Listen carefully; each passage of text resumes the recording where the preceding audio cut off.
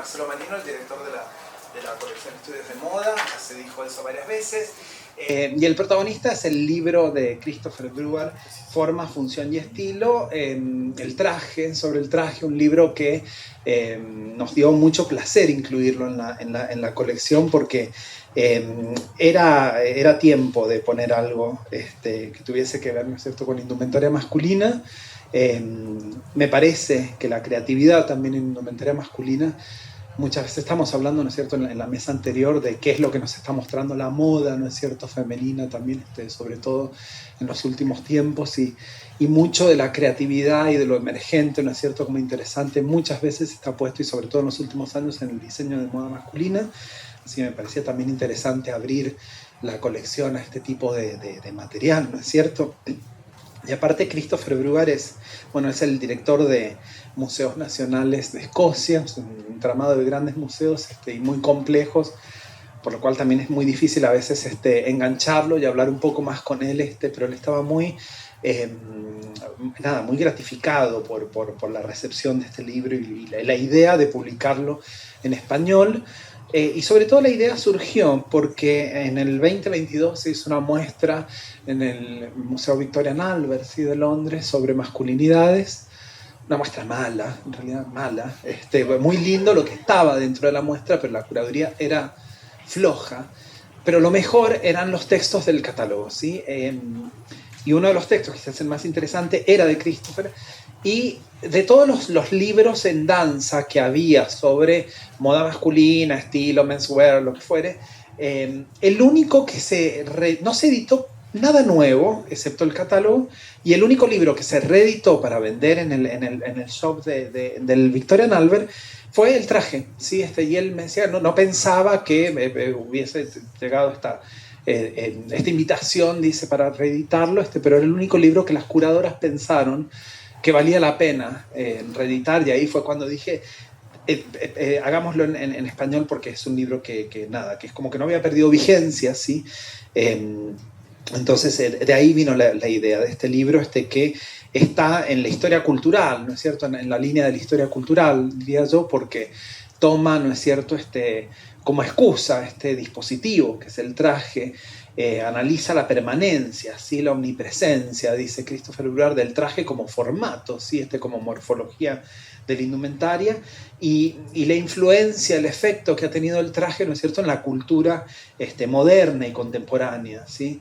Y me interesa sobre todo, es fascinante, y ahora vamos a verlo con Francisco también, ¿no es cierto?, hablar del arte del sastre, ¿sí? El traje, ¿no es cierto?, como esta prenda constituida de partes precisas, ¿sí?, ensambladas en una secuencia también precisa, que implican, que recuerdan, ¿no es cierto?, dice Christopher Brewer, la cadena de ensamblaje de una fábrica de autos. Esta imagen es muy precisa y muy justa, ¿no es cierto?, para la fabricación de los sastres, y que también deviene en una práctica ritual y una práctica de unas tecnologías del cuerpo, del sastre, ¿no es cierto?, que son como una danza muy coordinada, y también nos recuerda este libro en imágenes, ¿sí?, lo poco que ha cambiado la profesión del sastre y lo mucho que ha cambiado también, ¿no es cierto? Pero cuando por ahí miramos imágenes antiguas, ¿no es cierto?, de sastres tomando medidas, con el mesón de corte, con la tijera, con el tizado, digo, y todavía son los elementos y las prácticas esenciales, primordiales. Entonces hay como un reconocimiento como sumamente inmediato, ¿no es cierto?, de la figura del sastre en los diferentes momentos.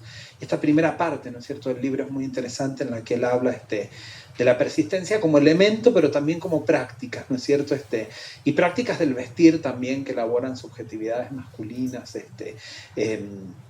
que él va analizando, ¿no es cierto?, a lo largo de todo el libro. Y hay algo muy interesante también que nos hace pensar en los cambios en la profesión del sastre, sobre todo hacia el siglo XV, XVI, cuando el sastre quiere despegarse un poco del mundo de los artesanos, ¿no es cierto?, y tiene que construir esta imagen del sastre como un cortesano más, ¿no es cierto?, o alguien al servicio de los cortesanos, y trabajar en su apariencia, ¿sí?, o sea, para diferenciarse de los sastres comunes, pero también trabajar su parte intelectual, intelectual y es el momento, ¿no es cierto?, en el que surgen los tratados de sastrería, ¿no es cierto?, que son tratados técnicos, geométricos, matemáticos también, pero tratados que hablan también de las normas, ¿sí?, de los modos de ser caballeros, ¿sí? Entonces también construyen, ¿no es cierto?, ayudan, son guías para construir una subjetividad también y una masculinidad, ¿no es cierto?, codificada también. Entonces me parece también eso interesante, cómo se va construyendo este estatus del sastre. Y otra de las cuestiones que este libro atraviesa, que me parece muy interesante porque es algo que los que enseñamos historia de la indumentaria nos apoyamos mucho en esta idea de la gran renuncia, ¿sí? No sé si están al tanto de la idea de la gran renuncia, que es muy fundante para hablar de la moda masculina. Ahí me están escuchando mejor, ¿no? Sí, porque muevo esto como un... Sí. El tema de la moda masculina, cuando enseñamos moda masculina siempre hablamos de la gran renuncia, ¿sí? La gran renuncia significa este cambio hacia fines del siglo XIX y principios del siglo XX, fines del XVIII, principios del XIX, en donde parece que los varones, ¿sí?, dejan de lado el color, el ornamento, ¿sí?, para enfocarse, ¿sí?, en estas prendas negras, ¿sí? Es el momento en el que el traje también se normaliza en tres partes y de repente pierde el ornamento, el color, la alegría, y eso es una falacia en realidad de Flügel, ¿sí? Pero todos los libros de historia de la indumentaria les van a hablar de la gran renuncia, ¿sí?, como este momento en el que la ropa de los varones se torna aburrida, ¿sí?, y es toda negra y no cambia. Eso no es verdad.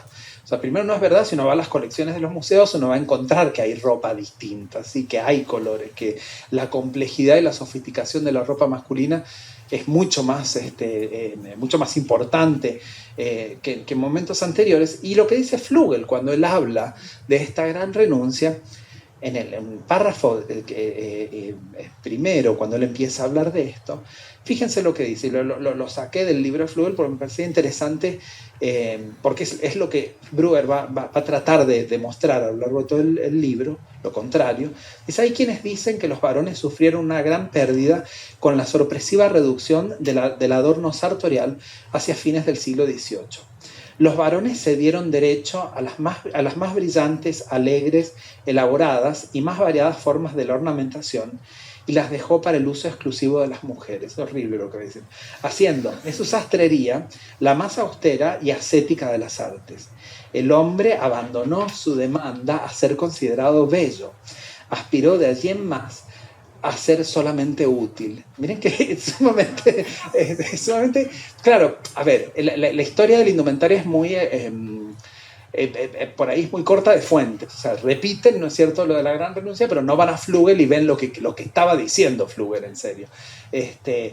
Un comentario misógino también, ¿no es cierto?, pero como dejando, ¿no es cierto?, esta cuestión de la que ya hemos venido hablando en las otras mesas, de la banalidad, de lo superficial, ¿no es cierto?, y de lo bello, del color, o sea, de la extravagancia, a las mujeres, ¿sí? Y esto también entronca con lo que hablamos en la mesa anterior, de la moda, ¿no es cierto?, como una cuestión de interés de las mujeres. Entonces, fíjense que es un supuesto, ¿sí?, que tracciona para formar supuestos, ¿no es cierto?, de la moda masculina y de la moda femenina muy potentes, muy poderosos, ¿no es cierto?, y en realidad hay que revisarlos. Y lo que él se propuso, me parece, en este libro, en los diferentes capítulos, fue justamente ir revisando cómo es que operan, ¿no es cierto? Es decir, ¿hay versatilidad en una prenda tan codificada, ¿no es cierto?, como el traje? Sí, la hay. El traje funda una subjetividad masculina, una apariencia masculina, sí, tanto como funda una femenina, ¿no es cierto?, también. Es decir, cuando la mujer accede, ¿sí?, a ese dispositivo, también encarna o obtiene de ese dispositivo, porque es como un poder, una agencia, ¿no es cierto?, que da el traje diferente, distinto, ¿sí? Y los diseñadores también han hecho uso de eso.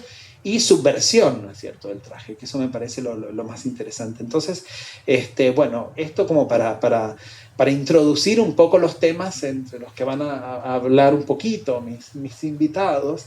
Y Adrián hizo un comentario del libro en páginas, ¿sí? Salió. Y bueno, contanos un poco de ese comentario. Bueno, buenas tardes para todas, más todas y algún otro todo que anda dando vuelta. Primero, bueno, vos sabés que no puedo empezar más que esta charla más que con dos digresiones. Bueno, la primera digresión es que, bueno, todo grupo tiene un infiltrado. Acá el infiltrado soy yo porque no soy especialista en moda ni en estudios de moda. También no estoy bien vestido. El único compañero que está bien vestido está a mi izquierda. No, digo de acá. Y la segunda digresión es que, bueno, no me parece tampoco casual, ¿no? Dirían los psicólogos que es causal que unas jornadas de moda que se llaman la libertad de discusión y que fueron organizadas hace bastante tiempo, terminen hablando del traje en este momento histórico, ¿no? Que está viviendo la Argentina, ¿sí? Me parece que el traje en este momento adquirió, no el traje de caballero al cual nos vamos a referir, pero el traje en general adquirió otras connotaciones y connotaciones inclusive de resistencia, ¿sí? Que por supuesto nos hacen decir, ya que es la última mesa también, ¿no? Y para cerrar y para concluir, no al cierre de la historia, del Museo de la Historia del Traje, no a esa distribución arbitraria, desatinada de trabajadoras y trabajadores en cualquier lugar, ¿no? Me parece que no parecía casual que terminemos estas jornadas hablando del traje. En relación a la pregunta y a lo que dije, como siempre, escribí barbaridades, por supuesto.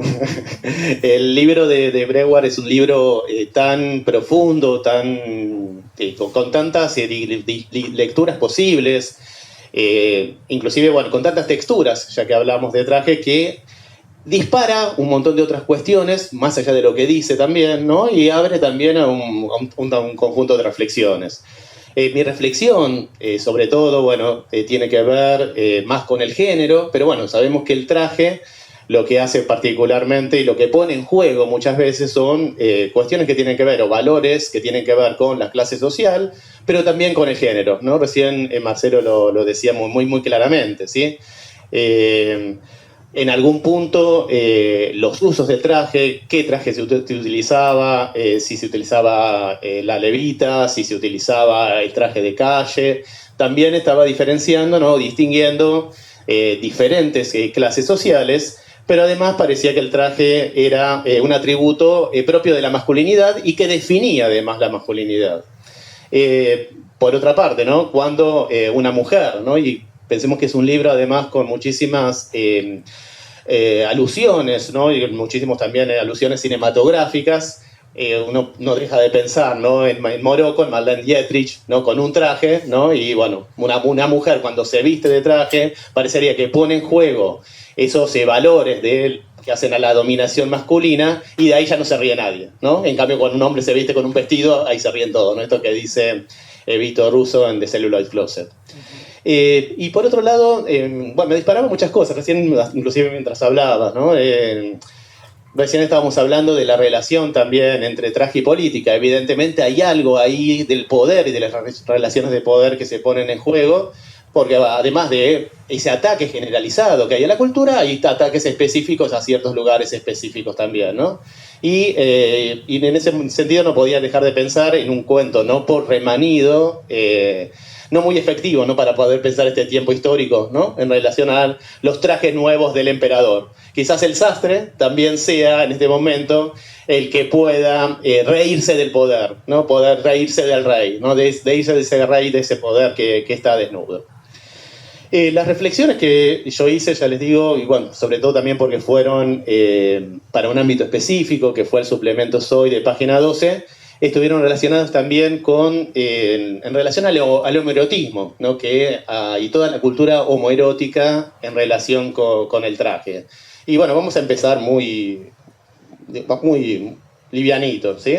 Sabemos que una de las imágenes, ¿no? Una imagen icónica también, ¿no? de la cultura homoerótica, es aquella de Robert Mapplethorpe, ¿no? Que dice de la The Man in Polyester Suit, ¿no? Esa fotografía en la cual un pene negro sale de la bragueta de un hombre vestido de traje, ¿sí? La obra da cuenta de uno de los fetichismos más recurrentes y perdurables de la cultura gay, los uniformes en general y los trajes modernos en particular. En efecto, la pasión por los varones, con los hombres de saco, chaleco, corbata, pantalones largos, de los más variados cortes, diseños, tonos, matices y texturas, alimentó y sigue alimentando fantasías voluptuosas de humanos ardientes. Dio luz también a muy bellas páginas de la literatura, creó clubes fetichistas y además creó también toda una industria muy lucrativa pornográfica, ¿no? Específicamente dedicada al tópico del traje. Si vemos también, si poetas como Paul Verlaine, Sandro Pena o Pier Paolo Pasolini adoraban el físico y los atuendos de los proletarios, Federico García Lorca, Luis Arnuda, lo de los marineros, Genet, el uniforme de los presidiarios, Yukio Mishima, el uniforme de los soldados ensangrentados. Otros autores rindieron alabanza al estilo paradigmático, ¿no? Que supuestamente de la formalidad del caballero moderno, ¿sí? Podemos también citar muchas cuestiones. Ya les digo, Breuer no se detiene justamente en esta genealogía, en esta tradición homoerótica, pero sin embargo la puede disparar, ¿no? Lo que les digo, ¿no? La verdad que el libro da lugar y puede dar lugar a múltiples lecturas, ¿sí? Es un estudio, la verdad, erudito, exhaustivo, y perdón la palabra, pero además es muy didáctico sobre lo que él señala que es uno de los símbolos más subestimados, pero a la vez más duraderos de la civilización moderna. El autor plantea una historia de 4 siglos en las cuales el consabido ropaje vistió a monarcas, ejércitos y dandis y fue motivo de reflexión de artistas, críticos y filósofos, algunos de los cuales lo han elevado a evidencia de la incesante búsqueda humana de la perfección. Ahí lo cito a Breuer. Lo cierto es que improvisados críticos, desde hace también bastante tiempo, o gurúes de la moda, pregonan la muerte del traje, pero esta pervive, ¿no? Y pervive de manera, y que forma parte inclusive de la vestimenta cotidiana de la mayoría de los países del mundo y sigue siendo parte relevante del atuendo para el trabajo, las fiestas, las ceremonias. Aunque parezca de otra época, sus ubicuos contornos siguen vistiendo varones y mujeres de las ocupaciones más variadas: políticos, agentes de viaje, agentes de bienes raíces, empleados bancarios, rabinos, abogados, novios de boda y asistentes a funerales. Según expresa el propio Breuer, su adecuación al propósito, su impecable elegancia y su distinción social lo han convertido en un ejemplo perfecto de la teoría evolucionista y el utopismo democrático plasmado en tela. Sin ir más lejos, el arquitecto vienés Adolfo Loos, el padre del modernismo y eventual periodista también de modas, fue uno de aquellos tragéfilos para quienes la alta sastrería era sagrada. Sin embargo, por supuesto, también hay otros que, si bien algunos lo señalaron como el traje como el epítome de la distinción y la elegancia, otros autores, como Edward Carpenter, despotricaron contra el traje, ¿no? Y esta historia sí también la señala Breuer, ¿no? Porque decía que era una prisión de pesadas telas y costuras, ¿sí? Carpenter puso sobre el debate público una de las críticas más recurrentes al traje. Lo condenó como un símbolo clasista, ícono de la desigualdad y la explotación social, y como un objeto asociado a la conformidad, a la docilidad y al sometimiento al sistema capitalista. Según expresa el propio Breuer, el carácter uniformador, disciplinario y cincelador de cuerpos y corazones del traje queda de manifiesto en sus propios orígenes relacionados con los atuendos militares del siglo XVII, particularmente la Guerra de los 30 años, que buscaban crear sentidos de pertenencia e identidad para los flamantes soldados reclutados de los sectores asalariados. Por otro lado, también hay trajes también no solamente para los sectores privilegiados, hay trajes también específicos, señala Breuer, para los muchachos de las casas de vicio, ¿no? Y los describe también. También, refiriéndonos a la actualidad, no podemos dejar de pensar, siendo hoy 17 de octubre, por supuesto, ¿no? También la importancia, ¿no? Y el simbolismo que ha tenido, ¿no? La figura del descamisado, ¿no? Aquel que justamente está subvirtiendo las reglas formales del traje, ¿no? Y que, bueno, en ese sentido ha producido también, ¿no? Tantos sentimientos, ¿no? de orgullo, de adhesión, y también tantos sentimientos de odio y de agresión. También, por supuesto, cuando leía, sobre todo en esta clave homoerótica, el libro de Breuer, vi cómo se detenía en 3 personajes en particular, Los tres personajes son Oscar Wilde, Pier Paolo Pasolini y Giorgio Armani, ¿sí? Por un lado, tenemos a Oscar Wilde, ¿no? No solamente es aquel, ¿no?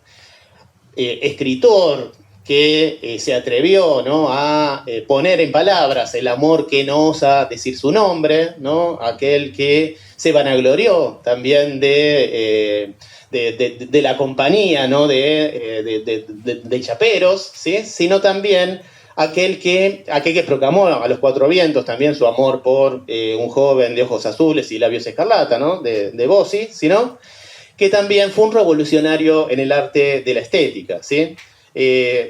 Al punto de que convirtió su presentación personal en una vestimenta, en un atuendo para posar, ¿sí? Se convirtió también en cierta forma en el prototipo del dandy, ¿no? Y ahí también tenemos otro tipo ideal también, ¿no? de alguien que contrarresta, ¿no? las reglas del traje, pero que de todas formas se ciñe a ciertas reglas del traje también.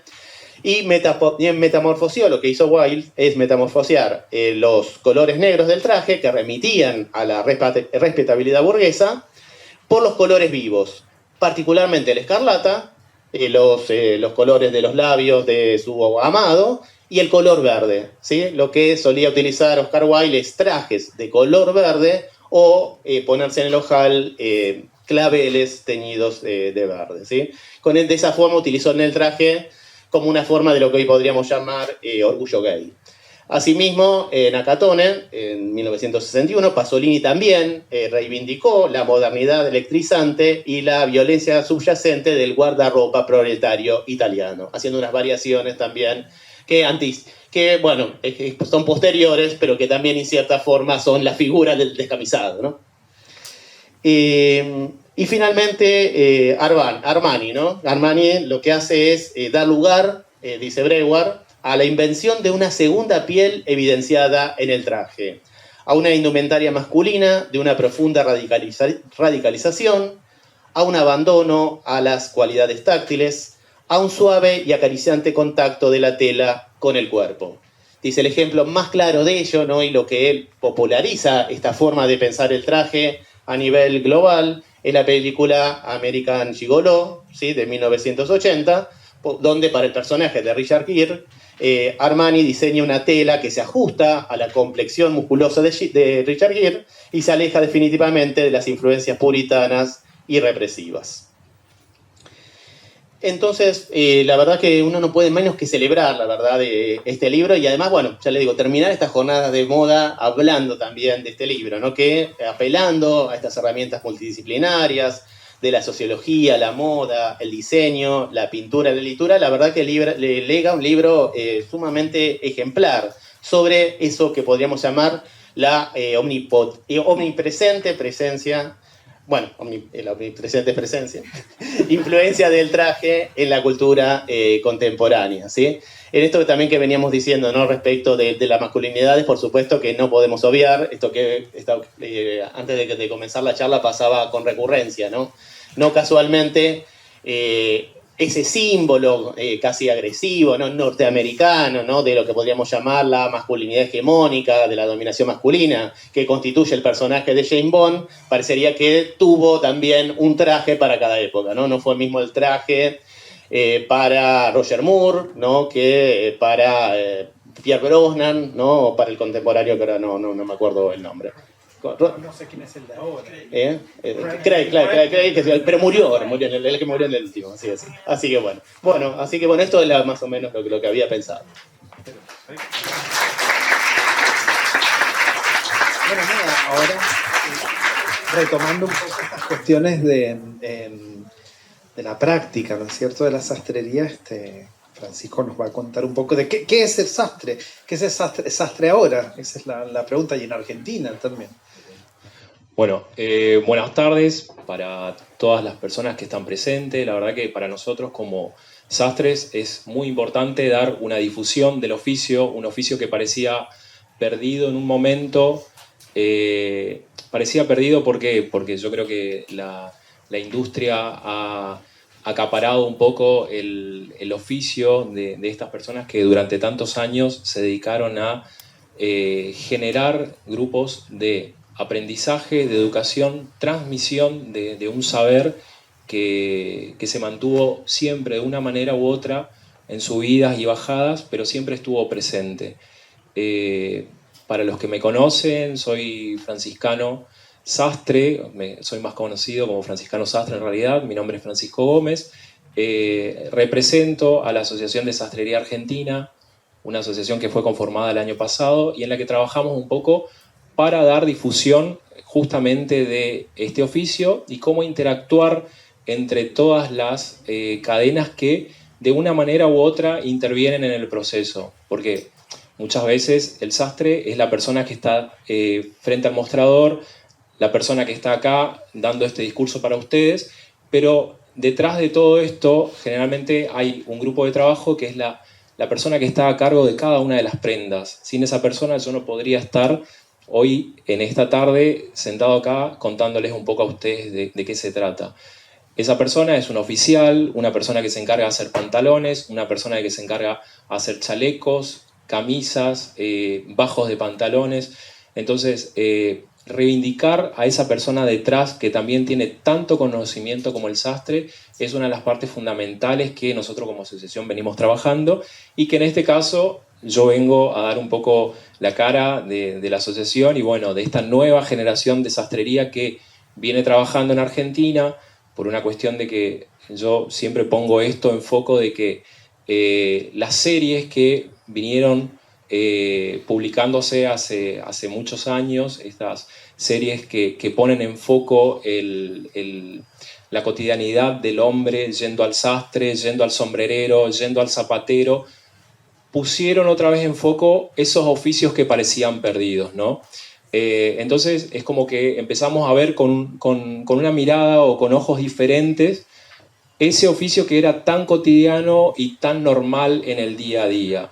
Siempre que yo me presento y digo soy sastre, surge esto de que una persona me dice mi abuelo era sastre, mi papá era sastre, mi tío, y me enseñó algo del proceso a mí. Entonces esa historia que viene detrás del oficio es fundamental porque es parte de la cultura, es un oficio que transmite cultura. La sastrería yo creo que es un oficio que culturizó mucho y se sigue manteniendo. O sea, lo que hoy en día se está generando con la sastrería es tan importante porque hay mucha gente joven intentando hacer una parte del proceso. La sastrería requiere de muchos años de práctica. Para tener una idea, una persona para ser considerada sastre y tener todo el conocimiento necesario para poder desarrollar una prenda que requiere entre 80 y 100 horas de trabajo manual, que puede llevar entre una prueba y otra entre 2 y 3 meses, una persona para formarse y poder desarrollar esa actividad requiere aproximadamente de 8 años de práctica, o sea, 8 años de práctica de trabajo. Entonces, ese conocimiento que una persona adquiere durante 8 años es como la base del oficio. Después, grandes maestros como mi maestro, que yo lo tengo todavía hoy en día, que es Natalio Argento, es un gran maestro argentino, está por cumplir 83 años y dice que aún en este momento sigue aprendiendo, nunca dejó de aprender. Entonces, es un oficio que todos los días aprendés algo y todos los días tenés un desafío. Por los cuerpos, por el gusto de cada uno de los clientes que adquieren un servicio y por lo que propone hoy en día, ¿no? La vida de una persona que puede adquirir o darse el gusto de un servicio 100% artesanal a medida. Entonces me parece importante porque genera justamente una marca social, o sea, en la sociedad queda marcado, ¿no? Esto de la sastrería, ¿por qué fue tan importante durante tantos años y aún hoy se mantiene? Es un oficio muy rico en cuanto a todo el proceso, a poder leer un cuerpo y pasar del plano al volumen, como de esa tela plana, de esa tela que por momentos parece hasta aburrida, poder dar forma a esa tela y que vuelva a convertirse en una obra de arte, porque para un sastre una pieza de sastrería se convierte en una obra de arte. Es pasar del plano al volumen, ¿no? Y cada volumen puede traer una dificultad porque cada cuerpo tiene un requerimiento en particular, cada persona tiene un gusto y es lo que nos hace interesantes a nosotros y es lo que hace interesante el oficio de la sastrería. A mí, yo tuve la oportunidad de leer el libro y me pareció interesante que justamente cuenta todo esto que desarrolla la sastrería, cómo se llega a cada una de las piezas y cómo históricamente fue avanzando. O sea, el sastre tuvo que adaptarse en colores, en formas, en requerimientos y en funcionalidad. O sea, hoy en día un sastre tiene que pensar en una persona que sale a la mañana temprano y que quizás vuelve a las 12 de la noche a su casa y el traje o solamente la chaqueta o solamente el pantalón tiene que cumplir cierta parte de todo ese requerimiento. Entonces, el sastre tiene que poder leer a la persona lo que necesita, poder recomendar una tela que sea funcional para eso y aparte generar algo de estética para que cuando esa persona vaya por la calle, vaya a una fiesta o a la misma oficina, un colega o un empresario a quien quiere como conquistar para un negocio pueda leer y pueda entender de que esa persona tiene un traje 100% artesanal hecho a su medida. Entonces, todo ese desafío hoy en día se tiene que poder leer. Entonces, hay como una lectura que el sastre tiene que hacer y que tuvo que ir evolucionando. O sea, hay una brecha muy importante que ha quedado entre los sastres maestros hoy en día, que quedan dando vuelta no solamente en Argentina, sino en el mundo, y la nueva generación. O sea, hay un nicho que quedó en el medio de personas que por ahí no quisieron tomar ese oficio porque veían a sus padres o a sus abuelos sentados arriba de una máquina durante horas y pensaban que no avanzaban. Incluso los mismos sastres muchas veces no quisieron transmitir el oficio a sus hijos porque decían, si yo me esclavicé todo el día sobre una máquina, no quiero que mi hijo padezca esto, ¿no? Estar detrás del mostrador y detrás de la máquina. Entonces, hay un nicho que quedó y es con ese nicho al que hay que trabajar para que los jóvenes sepan exactamente por qué el oficio fue tan importante y se mantuvo durante tantos años. Nosotros con Marcelo habíamos hablado un poco en mensajes y saber de qué se trataba un poco esto de la sastrería.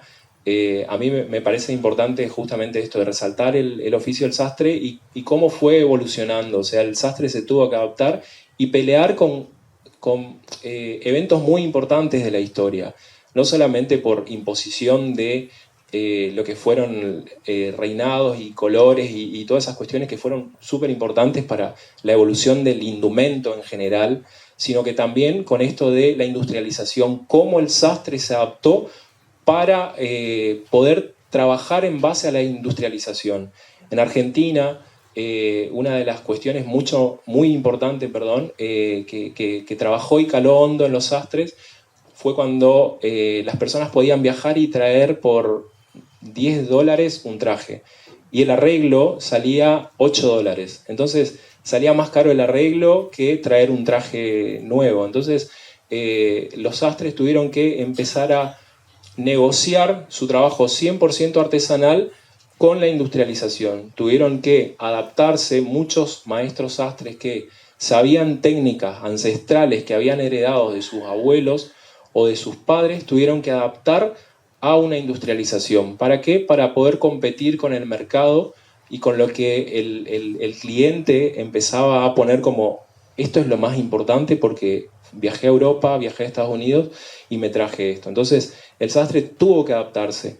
Algunos quedaron en ese proceso de adaptación, quedaron ligados a una situación mucho más industrial porque se adaptaron y no pudieron volver a esa situación de artesanal, digamos, y muchos tuvieron que negociar entre una cosa y otra, o sea, les fue muy difícil mantenerse, porque siempre la sastrería 100% artesanal fue una marca de estatus, y en Argentina siempre fue considerado como un estatus poder hacerte un traje 100% artesanal a medida.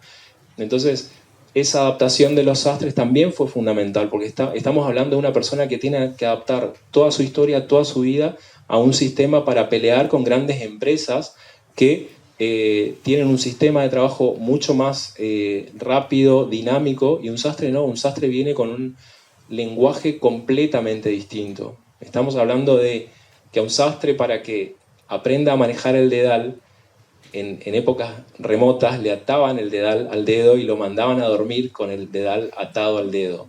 Con el dedo doblado, el dedo del medio, porque el dedal se usa en el dedo del medio, se empuja la aguja con eso, y los sastres dormían con el dedo atado, porque era la única manera en que el dedo se adaptaba a trabajar doblado. Entonces, eso requería de muchísimo tiempo para que el sastre llegue a adquirir esa técnica. Imagínense si comparamos eso a producir un traje en una hora en una fábrica que lo vende quizás a $1. O sea, entonces estamos trabajando con dos situaciones completamente distintas. ¿Cómo pasás a un sastre que aprendió bajo un sistema riguroso a que se tenga que sentar en una máquina y resolverlo? No puede, o sea, trabajar con la cabeza del sastre fue fundamental, o sea, desde la parte histórica, de lo que significa, pero también cambiar sus rituales, su día a día, sus quehaceres del trabajo, ¿no? Entonces, eso me parece importante, la adaptabilidad que tuvo el oficio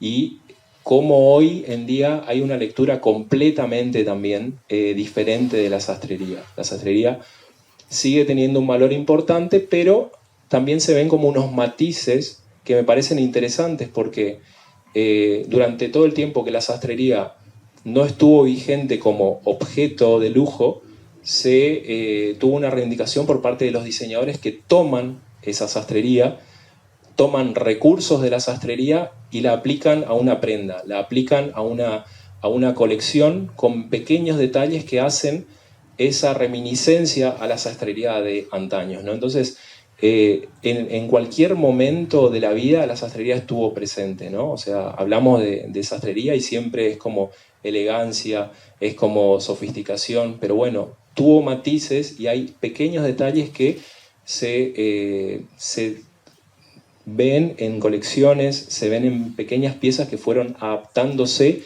para lo cotidiano de las personas que lo llevan, ¿no? ¿Qué te imaginás vos si yo te digo sastrería experimental hoy en día? ¿Te imaginás comenzar a cortar un traje y ver qué hay adentro, empezar a ver la forma resolutiva de un traje, cómo se realizó hace 60 años atrás y cómo hoy en día esa tela sigue teniendo vida, ¿no? O sea, la experimentación del traje surge un poco así, desarmar un traje y ver qué hay por dentro. Y bueno, este traje que es de un talle en particular, ¿cómo lo puedo adaptar a un talle más chico? O sea, esa adaptabilidad para seguir utilizando esos materiales tan nobles con los que se trabajaba hace tantos años, es lo que permite, bueno, empezar a reinventar el traje y ver qué pasa con la solapa, qué pasa con los bolsillos, las mangas. Muchas personas sacan las mangas y empiezan a encontrar adentro una historia, o sea, los trajes cuentan historias, porque son piezas que están pensadas para que puedan utilizarse durante 60 o 70 años si son cuidados bajo métodos en tintorerías como corresponde, con una limpieza adecuada y consciente. Son también agentes que colaboran con el ecosistema, porque o sea, son piezas que están pensadas para ser heredadas, pero también son, en muchas oportunidades, son materiales 100% nobles, son materiales, fibras naturales, que están pensadas para que sean biodegradables. Entonces, ¿qué pasa? Un saco que queda enterrado, seguramente van a pasar unos pocos años y se desintegra. Un saco de plástico con un sistema 100% industrial, lo más probable es que viva años y siga contaminando el medio ambiente. Entonces, la sastrería también es un agente que colabora con el medio ambiente. Entonces, todo eso se va logrando en el proceso cuando uno hace conciencia de lo que es la sastrería como pieza, ¿no? Eso que está guardado en el armario seguramente es un objeto, una obra de arte, pero también es una pieza que colabora de alguna manera, ¿no?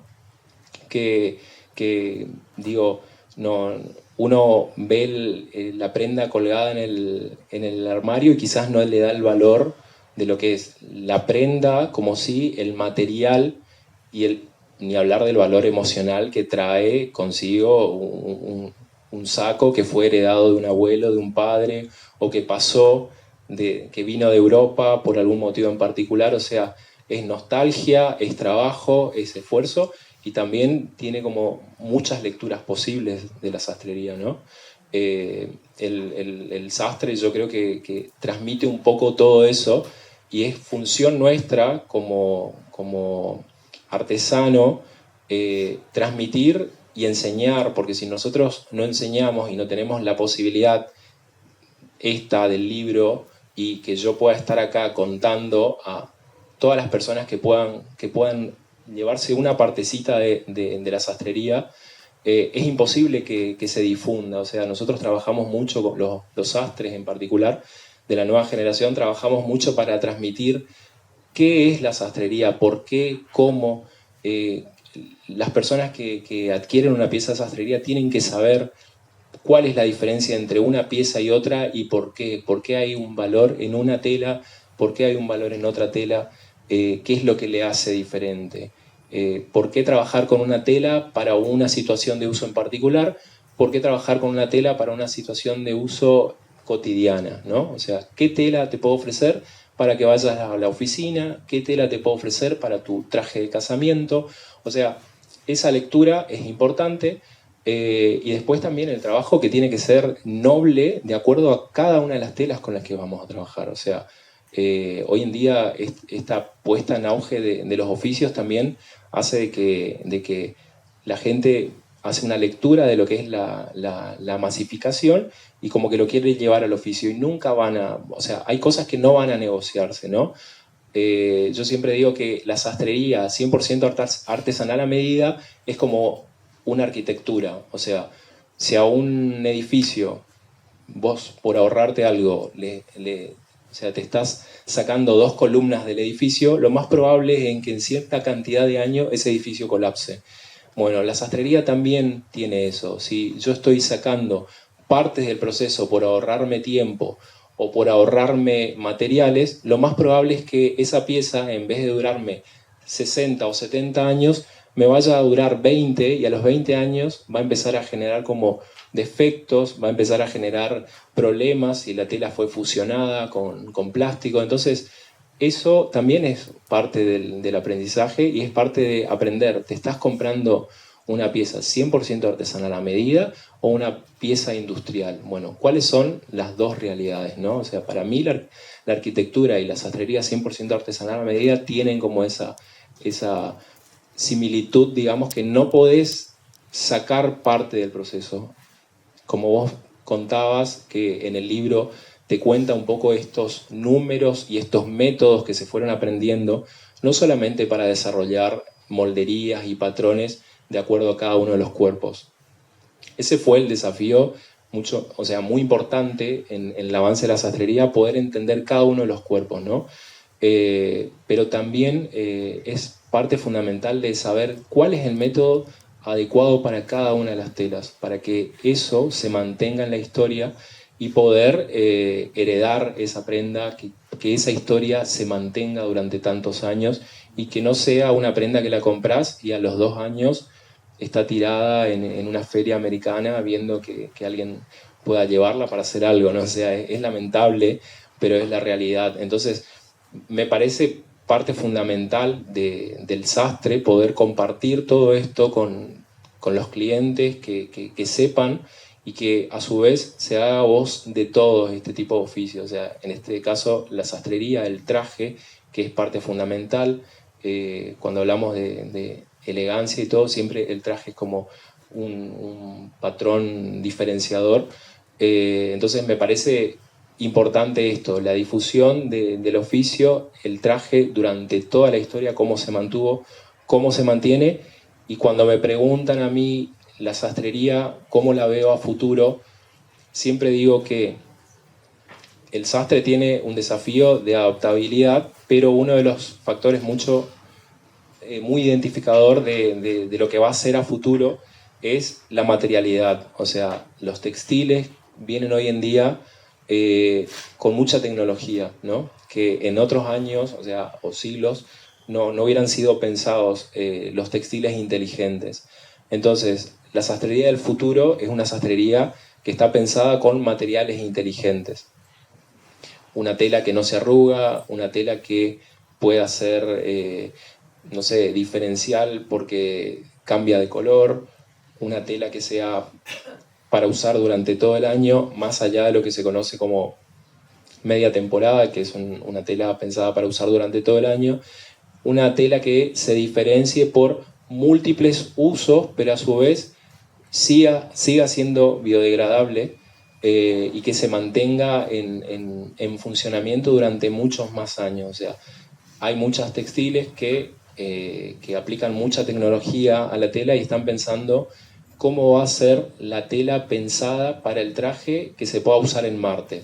O sea, fíjense el nivel de innovación que se está pensando en textiles, que digo, ¿cómo va a ser? No se sabe cómo va a ser, porque la verdad que no sabemos cuáles son los materiales que necesitamos para usar en Marte, pero digo, pero el traje, o sea, es como que se considera que el traje va a seguir siendo parte del indumento, digamos, o sea, de la indumentaria. Entonces digo, es tan importante que es una pieza que ya se está pensando a futuro y sigue en el presente y venimos hablando del pasado de la sastrería. Entonces digo, es una pieza tan importante que digo, realmente que haya un libro que realmente cuente y ponga en foco el traje, me parece fundamental porque digo, es contar la historia en el presente pensando en el futuro, ¿no? Sí, hay algo que dice Brewer que es interesante, que lo toma también de Anne Hollander, que es otra historiadora de la moda importante,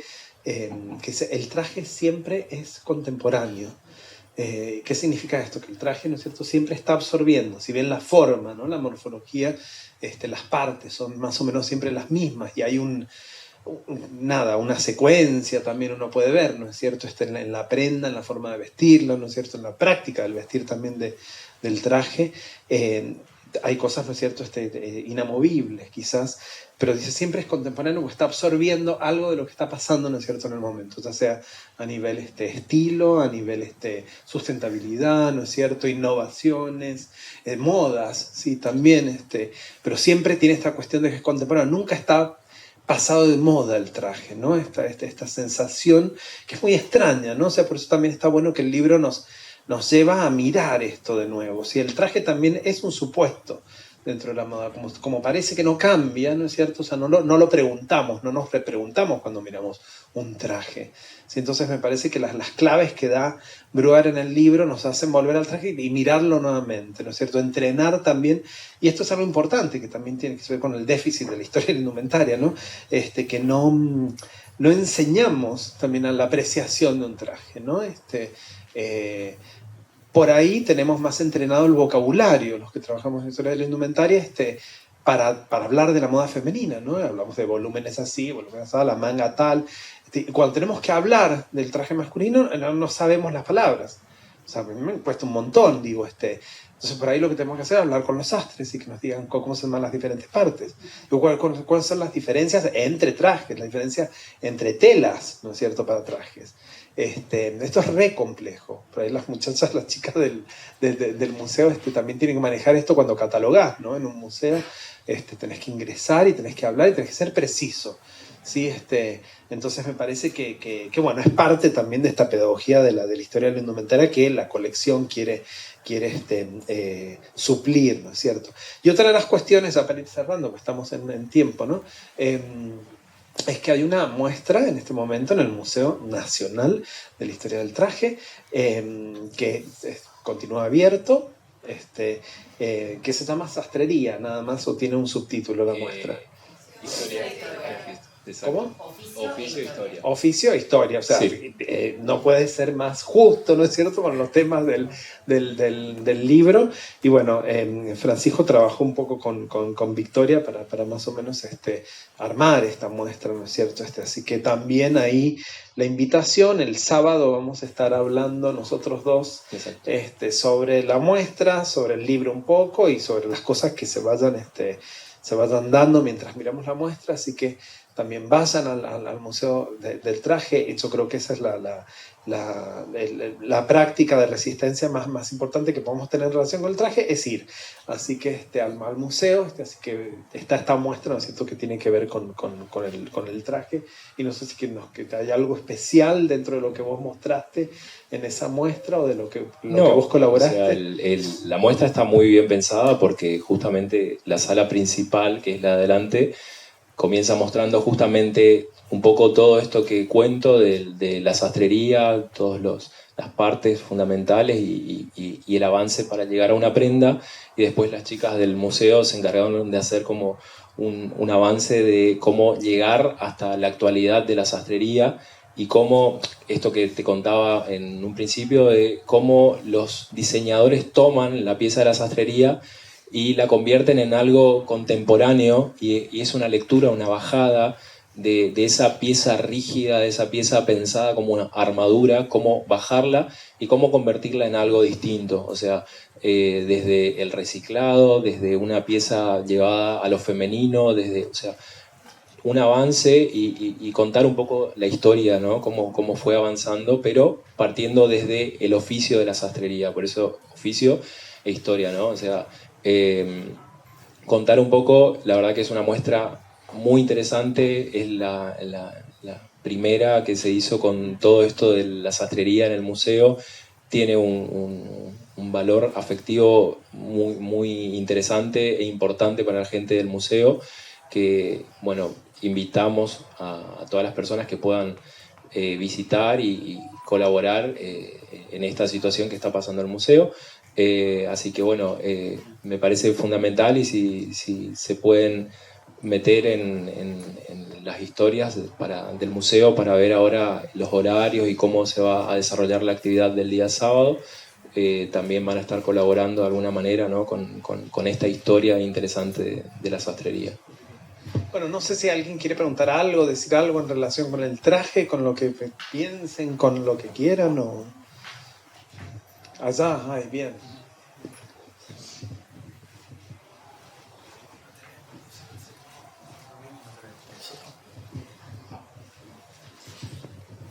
Bueno, buenas tardes, ya buenas noches. Quería preguntar acerca de, justamente, cuando estaban contando acerca de el traje y el imaginario de Oscar Wilde con los claveles, se me vino el tango La balada de un loco, Balada para un loco, y cómo el tango está tan relacionado con la historia de la indumentaria en Argentina. Mi pregunta es, ¿desde qué punto se acerca el tango a la indumentaria y por qué dentro de su imaginario está tan conectado con ella?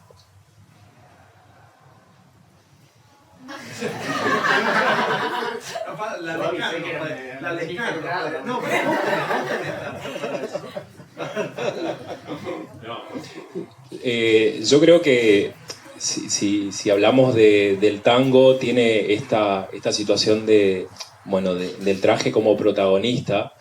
Creo que también es una imaginación, ¿no?, de el tango puesto en un escenario, porque si lo llevamos también a una situación administrativa, bancaria, empresaria, también el traje es protagonista. O sea, el traje yo creo que tiene una lectura de acuerdo a lo que uno vea. O sea, si uno ve la parte artística, si vas al teatro vas a ver en una situación de teatro, pero si te moves por el centro vas a ver diferentes situaciones, desde personas que se manejan o se manejaban en una situación de banco, en una situación administrativa. El traje siempre está presente. Por ahí, en lo que es el tango, lo vemos como más escenario, más escénico y algo como mucho más representativo, más llamativo, porque estamos hablando también de una situación de llamar la atención, no solamente con la danza, también con una situación de exponer el indumento, ¿no? Acompañar a eso. También, perdón, también ahora intentaba articular algo en la cabeza. Claro, o sea,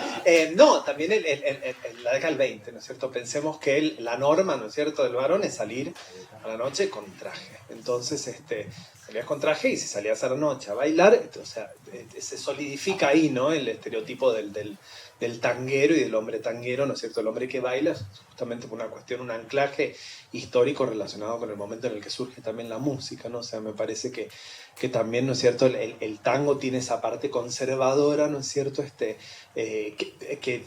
es imposible disociar, ¿no es cierto?, la figura clásica del tango clásico, ¿no es cierto?, de esa manera, o sea, ¿por qué la gomina? ¿Por qué cuando vemos, ¿no es cierto?, a los bailarines actuales, ¿no es cierto?, el tango es esa, no solo es el traje, ¿no?, es toda la apariencia que te lleva a esa década del 20, del 30, ¿no es cierto?, que en realidad empieza a subvertirse un poco levemente, y por eso es tan subversivo también el tema de los descamisados y las patas en la fuente, porque implica, ¿no es cierto?, la foto de las patas en la fuente del 17 de octubre del 45, porque justamente, ¿no es cierto?, también nos está mostrando hombres que se han arremangado, ¿no?, porque no solamente es sacarse el saco, ¿no es cierto?, se han arremangado los pantalones, ¿no es cierto?, y eso también es algo que habla Daniela Lucena en el libro de Evita, ¿no es cierto?, Evita y la moda, en donde ella habla de la posibilidad de que varones sin saco, ¿no es cierto?, circulen por la ciudad, y circulen por partes de la ciudad en donde no podrían haber sido vistos, ¿no es cierto?, si no era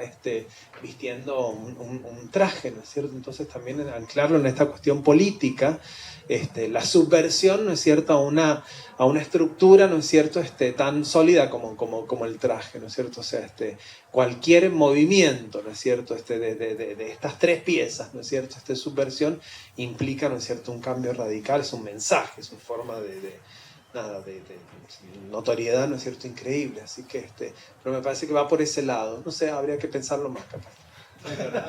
Yo también, me ayuda a articular también. Nos va llegando, como es el agua al tanque.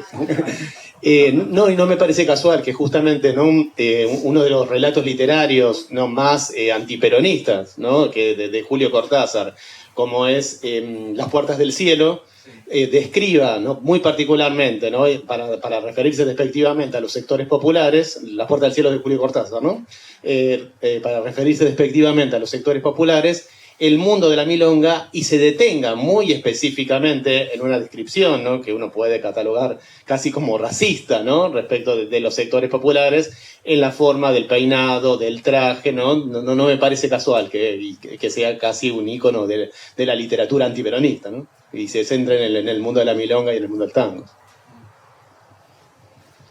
Hola, buenas noches. Acá. Mi pregunta es un poquito más práctica. Quería saber cómo... ¿Qué consejo le darías a alguien que recién está comenzando? ¿Yo? Hola. La pregunta es, ¿qué consejo le darían a una persona que recién está comenzando en el mundo de la sastrería artesanal? Bueno, entiendo que es para mí. Bueno, yo siempre de los consejos fundamentales para la sastrería siempre es comprarse un dedal, aguja, un pedacito de tela, y a esa tela coser y desatar durante un mes. Coser, desatar. Si en un mes no te cansaste, bueno, vas por buen camino, porque eso te va a pasar haciendo toda la vida, es coser y desatar, no sé, los años que le des de oficio, te vas a pasar cosiendo a mano y desatando. Ten en cuenta que una pieza de sastrería en promedio puede llevar más de 5.000 puntadas. De esas 5.000 puntadas, 3.000 desaparecen y quedan 2.000 dando vuelta. O sea, imagínate si vas a tener que coser y desatar durante toda tu vida. Entonces, siempre les digo, un pedacito de tela, un dedal, aprender a usar dedal, porque un sastre sin dedal no es un sastre, o sea, no te dan los dedos para empujar, o sea, te vas a romper los dedos. Yo he querido, o sea, una vez intenté. Te vamos a atar. Sí, es una de las... Y bueno, después obviamente aprender un poco, o sea, sobre un método de corte, un método de armado, pero es fundamental, o sea, la frustración en la sastrería no es buena amiga, o sea, hay que aprender a coser y desatar durante mucho tiempo, es parte del oficio, y en eso ir avanzando, ¿no? De acuerdo a qué parte del proceso te gustaría hacer, no necesariamente es importante que hagas 100% la pieza, podés dedicarte a hacer una parte, dedicarte a hacer ojales, dedicarte a hacer pantalones y podrías ser muy feliz y no agarrarte y cargarte toda la mochila encima. Y aprender a cobrar bien el trabajo, sobre todo. Ese es el otro. Bueno, me parece que hasta acá llegamos con la mesa y con las jornadas. En la mesa anterior se habló de cómo crear comunidad, ¿no es cierto? Me parece que estos 3 años de jornadas, ¿sí?, han creado una comunidad de seguidores, seguidoras, y muchos, creo que la mayoría de los seguidores y seguidoras son lectores de la colección Estudios de Moda. Así que eso, ese es me parece que el ánimo primero y último de la colección, de la editorial, de Ana Mosqueda, de Ampersand, de todo el equipo de Ampersand, que trabaja siempre con mucho amor y mucho compromiso, es ese, ¿no es cierto? O sea, conectarnos con los lectores. No existen libros sin lectores, no existen autores sin lectores, así que me parece que el logro de las jornadas, de la colección, de la editorial es justamente encontrarnos con los lectores por lo menos una vez al año alrededor de las cuestiones de la moda, ¿no es cierto? Y varias veces en relación con las otras colecciones que tiene la editorial, así que nada, gracias por acompañarnos y nos veremos en la próxima. Así que bueno, muchas gracias.